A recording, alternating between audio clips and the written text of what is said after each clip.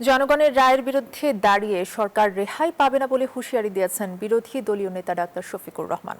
শনিবার বিকেলে গণভোটের রায় বাস্তবায়ন, জনদুর্ভোগ লাঘব এবং পদ্মা নদীর রানীর ন্যায্য হিসার দাবিতে রাজশাহীতে বিভাগীয় সমাবেশে এই কথা বলেন তিনি। বলেন, বিচার বিভাগকে হাতের মুঠোয় রেখে সরকার ফ্যাসিবাদের মতো জনগণের বিরুদ্ধে কাজে লাগাতে চায়। তিনি বলেন, ভারতে এখন মানবিক বিপর্যয় চলছে, বাংলাদেশে অশান্তি সৃষ্টি করতে চায় ভারত। কারো রক্তচক্ষুকে ভয় না পেয়ে তিস্তা মহাপরিকল্পনা বাস্তবায়নের আহ্বান করেন তিনি। সমাবেশে অন্যান্য বক্তারা বলেন, বাংলাদেশকে ফ্যাসিবাদের হাত থেকে বাঁচাতে গণভোট বাস্তবায়ন না করলে জনগণ বিএনপিকে দাঁত ভাঙা জবাব দেবে। বলেন, ভোটে ইঞ্জিনিয়ারিং এর মাধ্যমে বিএনপি তাদের আসন সংখ্যা বৃদ্ধি করেছে।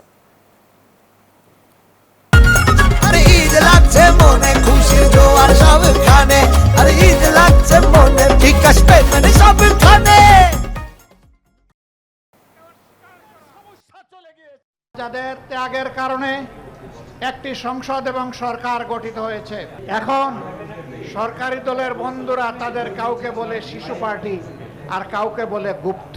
লজ্জা, যাদের কারণে আজকে আপনাদের এই গদি, তাদের নিয়ে আপনারা উপহাস করছেন, এর পাওনা বুঝে নেওয়ার জন্য তৈরি হন।